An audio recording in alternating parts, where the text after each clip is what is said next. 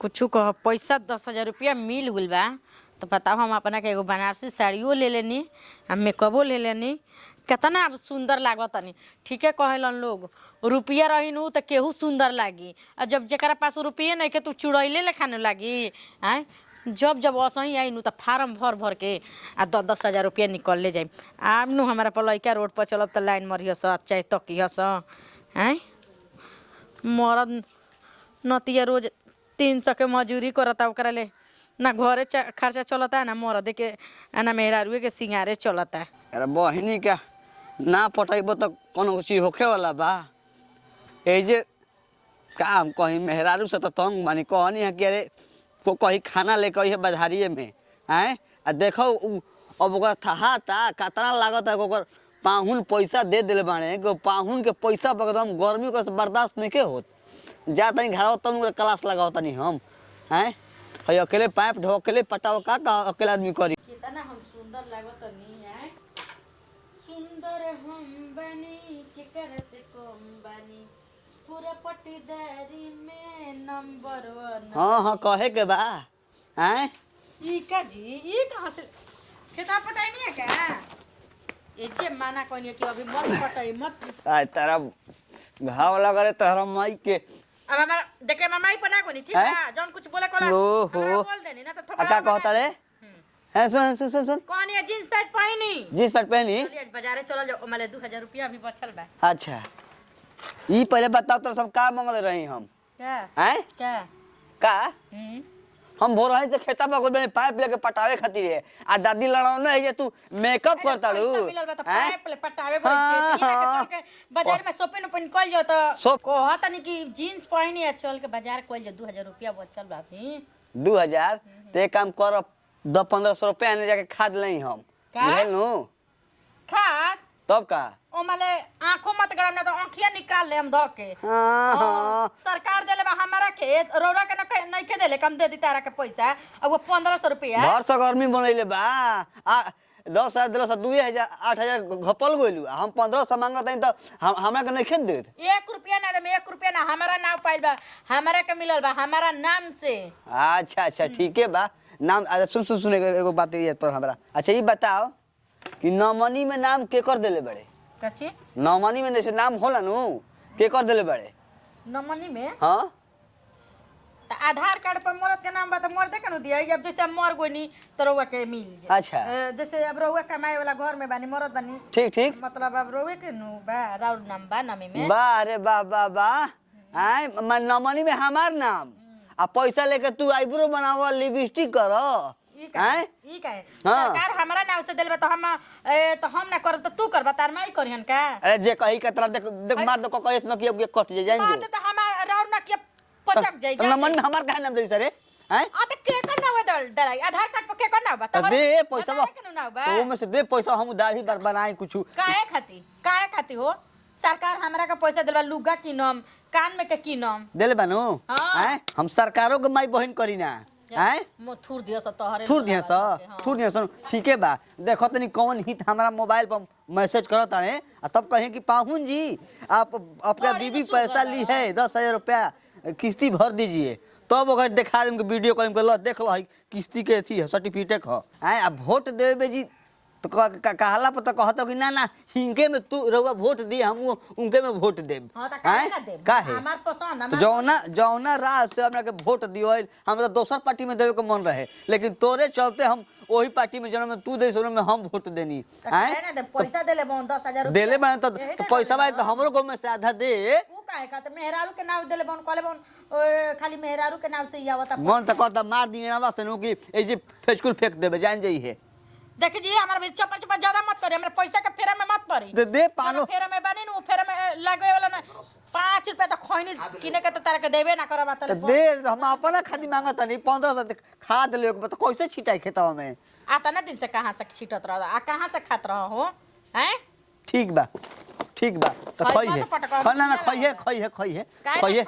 खाली बुका के थी बको को ठुलिए होला नु हां भतरा के कमाई त ला जाइब के करे से हो हैं हां भतार के तो जानते मन तू कौन भतार के पैसा तारा गर्मी कइले बा हैं ई उ भतार कामे नहीं है जान जी हो किसिया भी झाड़ हाँ, लेनी हाँ। पहन लेनी साड़ी लाली लगाई लेनी रूपवा सवारी एगो हो कर, कर, कर। पिछवा से चूक राजा हाँ जी। इहे कर्म करवाओ तने वोट लेके इहे कर्म करवाइए उ है नु 10,000 रुपया दिलन आ मेहरारू के कारे तो हुक लगाओ तो साया के डोरी बांध हैं 10,000 पर बारे बाप आ बाप दादा 2 बीघा 4 बीघा जमीन किन के गोइल बा ओकर कोनो वैल्यू नहीं है आ उ कितना चन्हाक सरकार बिया हैं कि 10,000 दे के आ देखो साला मरद के भेड़ुआ बना दिलस आ बोकन के अड़ुआ हैं आ मेहरारू हो गई से सड़ुआ 500 रुपया रवा के मिली नु तो पूछी कैसे मिली कैसे कैसे मिली बताओ रात भर हमार गोड़ दबावे के वाह रे वाह वाह वाह वाह वाह वाह वाह ठीक ठीक ठीक दिन भर खेत अपना पैसा पर हाँ। कुड़ेला सा आज मेहरारू के सरकार राज क देले बा या तारा गुलामी करे के पड़ी तो मेहरारू अब के लिए सरकार आई नु तो जान जे कि मर्द के लोडे ना पड़ी उहे लइका करा दी के सरकार है ओकर विज्ञानी अब चलल बा भी हाँ वीडियो कॉलिंग पर चेहरा देखी आ घुच घुच से रखिए मुटकाए बस लोड कैसे पहले के ऋषि मुनि रहन ताक देत रहन पेट पर त लइका लोड हो जात रहे तो वो तो बढ़िया बा ओही में के ऋषि मुनि बैठल बान लो कुर्सी पर हेलो चोरी बेईमानी क के देखी हमरा के जे पैसा दी ओकरे हम बड़ाई करम का है हम जन कमाता नहीं का हो गई कौन हम हमार कुछ वैल्यू नहीं है तहा 300 रुपया के मजूरी से दे का तू नटंकी हमारा तो बुझाते नहीं कि दे रे ए देखी छुई मत खेत से आइल बानी नु हाथ धोनी है आही दादा लगा तो कहीं मुंह मारा के काइल बानी कि महकता नहीं हम छुई मत तारा के मुंहवो ना मारे मुंह ओ है ना बुझाला नु के मुंह देखै लायक ना गान मारही लायक ना उहे हाल बता यार वाह रे वाह वाह वाह का कहीं नाम नहीं की धर तो नीति धरिए ए नीतीश चाचा तू मरते का तू नौटंकी कइले बड़ा मेहरारू अब गाड़ी मरी हैं सब आए रंगवा बना दिलनु हमने ई का बोलत रही ना जी का तो तू लोग कैसे मुंह देखे ला के ना एथी मारे लायक हैं तब वो भगवान सरकार वो दे दी है वो दे दी है हां काहे ना दे भगवाने नु देतड़न तोहरे से का हो जात असल लइका बा भगवान ना अब उहे दी है दे दे पैसा दे हम हाथ तो का होता दे चलो ना काम कर दे तनी तरह का पैसा हम चलनी बाजार दे है बेगिया में दे कोइले बड़े हाथों हम लगा दे अनो तो तूर दे भाता बा पहले बाकी इतना ना बोलत रही जब से ही आइल बनू खाता पर तब से तोर बोली विचार सब बदल गइल बा पहले नु सब रुपया करावेला रुपया सुंदरता भी बदल दी आ रुपया रही तो कोई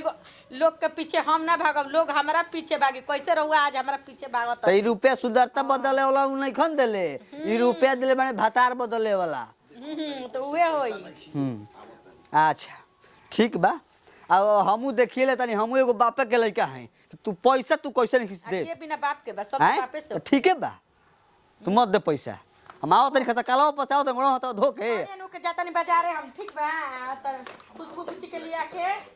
आओ तनी आओ तो तरह सर बढ़िया से तरह करा तनी हम आई का लड़की लेखा टी-शर्ट पहनले बन जी खुशबू के का पहनले बनी या पहनिया के खुशबुआ के हई हां खुशबुआ के हां जी सब पहनले हाँ। पहनले त नहीं की देखत आंख में तो एकदम एथी हो गइल पट्टी बना गइल बता लोग के हां पैसिर हो गला पट्टी काहे के बनाई लाग तीना के तरह के चश्मा लगा दिए नु तो बढ़िया लौकी आओ तनी घबड़ो मत का रे कैसन लागत नहीं तू नु लागत नु ये हेने हेने हेने लीलो घोड़ो मुतले बा हेने घोड़ा मुतले बा चल जा हां रह दा बड़ाई को काम नहीं के जा जा हाथ धो जा जाके खा मार मुंह ले बड़ा लगा तो गोबर के चोत होई चोतियावल होई पर अरे तू सरले होगा तो बजा सरल बोला करा तो तो कि तारा के दे दे मुंह में 500 रुपया के लो लगा ली ये दाल गले वाला नहीं के सरकार हमरा के पैसा देबे एगो और जातनी साड़ी किना मकाल झमका के पहन के ऊपर के जाए भुंजिया बना के जल्दी सोचनी है कि तुरंत उठो कर देही मांज देही तनी अगिए बुता गेल है ये नु कहा जला हो ए भौजी काजी एगो बात कही सुना 2-3 महीना के ट्यूशन के फीस बाकी बा सुना ने 10,000 रुपया उनकर मिलल बा 1,500 रुपया में ले दिवा दना हम काहे के दीवाई जी बुच्ची जी उहे पैसा खातिर घर में कुरकुरा हट भइल बा देख तनी कि मर्दे में अपने में झमा झोटी कइले बाड़ी सन हमारा बीच में नइखे बोले के ए भौजी मान ला आखिर मिलल बा घर में मान ला कोई भी नहीं खे तो दे दिहन तो 1500 रुपया उनकर दिया जाई मंगी हन तो एमे का बोलू ई त बात रउआ ठीक कहत ये बुची जी की घर ही में के काम बाटे मगर ई बतिया के ऊ सोची तब नु 10,000 रुपया का मिलल बा बुझाता कि हीरा मोती कबार के पहाड़ पर से लाइल बिया जाके भी पाउडर क्रीम लाइल हिया बाजार में से एक झोरा वही खाती एक सुबह के मरद में ओकरा में रोज कुरु कुरु होता। ए भौजी तू कहबू ना तो दे दिहन हम कैसे कहम त दे दी हने बुची जी जब आदमी जाला त देखे नी कि गुनसाइए के बोलत रहेली आय मुहे गंटण बना बना के आदमी भी उठू करत अड़ी त उनका भी जाइल जुगत बा। हमरा तो सही बोले ना भौजी तू कर ना उपाय हमर काम बाटे भौजी प्लीज बताओ ट्यूशन पढ़े ना जाई। हाँ ई त बतिया ठीके कहत तनी कि 3 महीना के फीस गिरल बाटे कौनो मास्टर ना पढ़ई हसन उहो भाई अपन रूम के त घर के ओकरे से न ओकनियो के चलत ताटे उहो सोचलसन कि दूगो बच्चा पढ़ियसन त आगे के हमारे एगो रोजी रोटी बढ़ी मगर ई घरवा में सोचतिया सेतिया में 10,000 रुपया मिलल बा उहे 10,000 रुपया रही त घर में काम होई कोई से बतैले हिया लेके तरहथी पर ध के एकदम अपन काम करतिया। मुझे मान ला हम पढ़े उड़े ना जाई ना तो कितना करे बोलत रहेली बोल कि पढ़े नहीं खिसन है नहीं खिसन कर बताओ आज 1500 रुपया मांगा तो ना दिहन मुझे कर ना उपाय तारा ले दे दिहन का दो ए बुची जी जाके रउए मांगी हो जीगा ठीक बा। हाँ हम जाइम तो दे दी हम तो खुद ओकर गोतनी पट्टीदार बानी रउआ ननद हई के जन रउआ जाइम तो ओकरा मोह दया लागी कि दूसरा घर के धन बड़ी दे दी। बा भौजी के जही होइसन भी मांगा हमरा के देखले तो और जरूरत रहले ऐसे मुंह रहले तो ऐसे घुमावेले। देखी बुची जी उहे नु कहा जाला कि घरवा में आदमी मिलजुल के जे रहतन त बतिया रउआ ना नु कहती आज हमारा भी 1 रुपया रहेला रउआ 1 रुपया मांगेनी हम ओहे में दे देबे नी का करबू दादा ऐसन घर में आ गइल तो का कइल देखो देखो ना उपाय कर जाके कह कि देओ। देखी बुची जी रउआ अपन भैया से भलो मांग ले मगर हम ओकरा भी ना जाइम काहे से कि देखी 5 अंगुरिया बराबर नहीं खे जन्नी एगो बड़ एगो छोट एगो बड़ एगो छोट बइबे कइल बा तो जितने छोट बिया मोट बिया उतने उ भीतर से करिया बिया। अरे मतलब हतना घमंडे मातल बड़ी 10,000 रुपया उनकर कई दिन चली 10,000 रुपया चलो भौजी ठीक बा हम जा तनी देखे दिहन ठीक है बा ना दिहन तो हम जवाब दे के आवत तनी उनका के जाई देखी प्यार से मांगम धीरे धीरे ना दिहन तो रोम गाम दे दिहन रउआ के देखो सबका को जे चेक करम प्यारो से मांगा मैं रोइयो गए के मांगा ना बोली ना दिहन तो हम देम ना ओकरा बाद जवाब उनका ना दिहन तो रउआ भैया से कहम रउआ अपन भैया से कहम तब न ठीक बाटे वो कही कि तू हमारे कपार पर बोझ का बाड़ू हम ये कहले रही तो स्कूलिया में गई रहू ट्यूशनिया में एडमिशन करावे इहो नु बा हो घर नइखे अब चले जुगत का करतड़ू हो काजी अब देखो ठीक उक लागत होगत बना हाँ नइखे ठीक लागत एगो बात सुन लीही का बोलो ई बतिया मुहवा के हमर बतिया रुआ छीनिए लेनी हां बोलो बोलो गेहूं रोपाए खातिर आई रही गेहूं रोपाइए गइल धान कटाइए गइल धान कटा गइल अब खाद उद मारे के होई त हमरवा देम ठीक बा आ रउआ अब जाई बाहर सब भाग जाई देखी घर के रीति रिवाज अब ठीक नहीं खे 2 पैसा रुआ कमाई तबे अब घर चले वाला बाटे ओ ना देखम तो देखत नु कमात बान तो का जाने का करतवन थाए पता नहीं हमनी के छोड़ी नु उ सब का करतवन जे का ना उनकनी जना के बीच में रुआ नहीं के घुसे के ठीक बा चलो ठीक हमनी के घर दुआर चलावे के बाटे कैसे चली ये अब अपन दिमाग लगावे के तो बाटे बस सही कहतलू भइयो का जाना भौजी का हमरा मोती खेती में का हो गेल कुछ बुझाते नहीं कने छोट बहन बे शादी उदी करे के वो कपार पटन से ना कमाईम ना बाहर भीतर जाईम वो दिक्कत बा ठीक बा तैयारी करो तो हम जातनी ठीक बा। हाँ ठीक बाटे बेगिया लेके आई घर में हमरा सब सामान सरिया देले बानी जन्नी दूसरा के राइफल लेके कौ घरी आदमी फुटू फुटू करत रही हन कब राइफल आदमी छीन ली हन।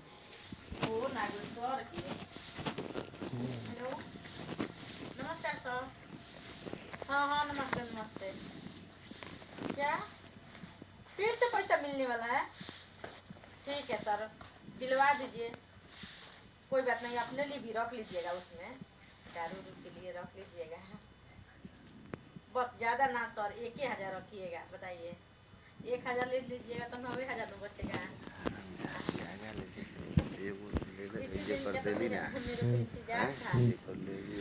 इसी के बारे में सोच रहे थे सर ये पैसा कौन मिल रहा है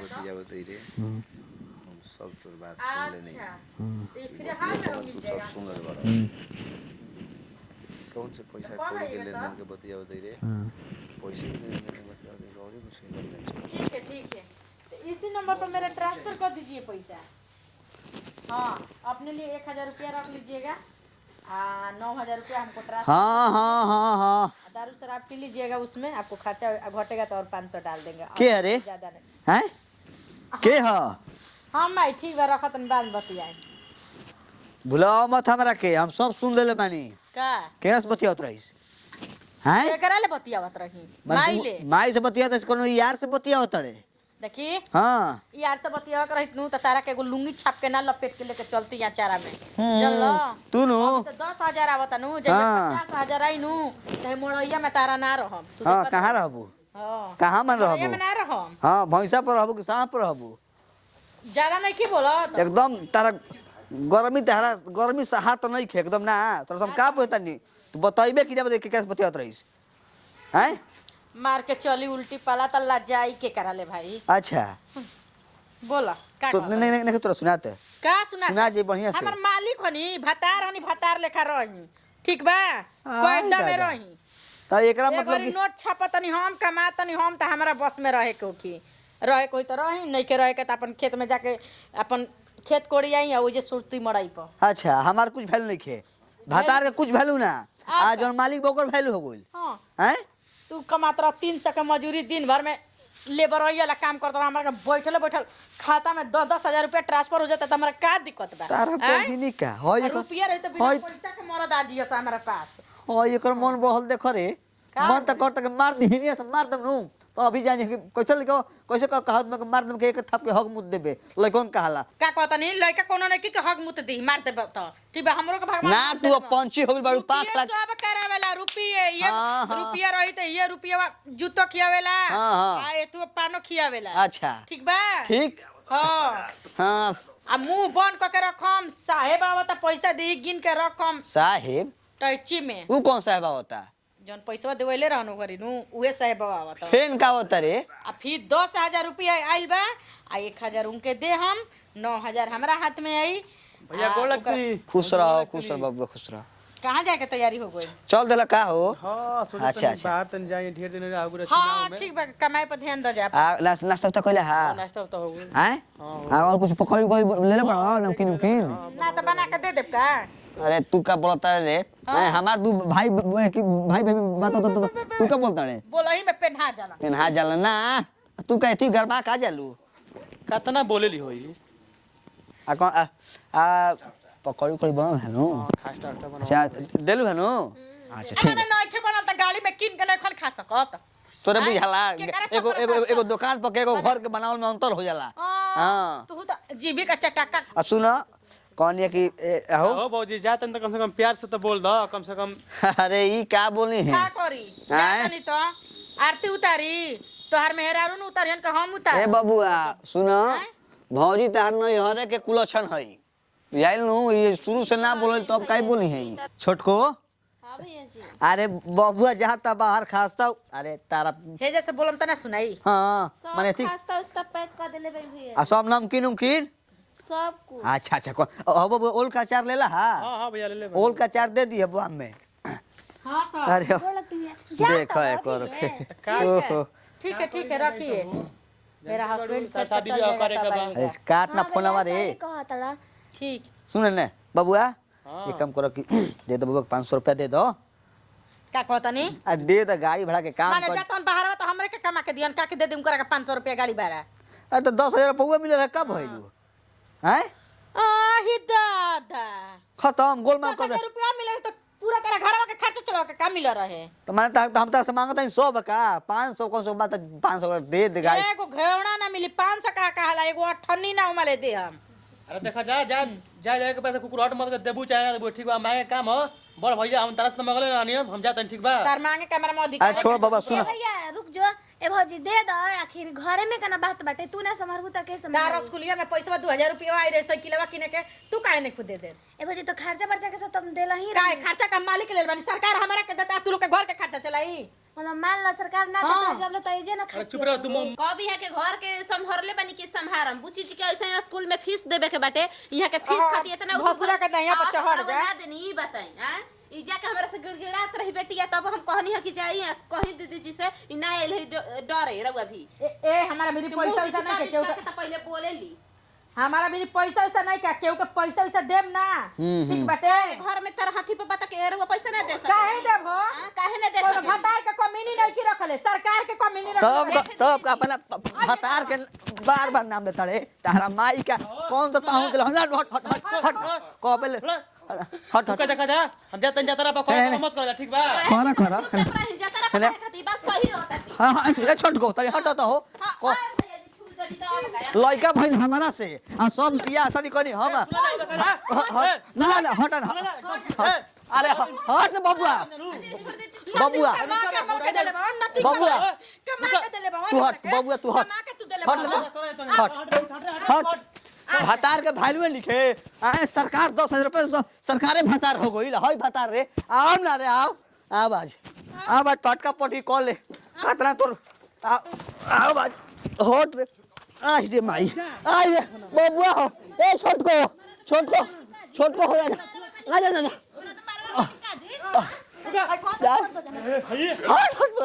दाते धरो ना ओ हमारी इज्जत खराब हो गई हम बात सुना ना बबुआ तू जा ना तू रुक जा हम घर में कुकुर कहाँ भी हो रुका रहो तू रुका हो ए रुका हट बाबू हट देखो ना हट हट रे ए रुका जा झगड़ा मत कर ठीक है रुके तो दांत बोल ए रुका सुन पहले बात सुन जा लो ये आई बाप लो बाबू बोल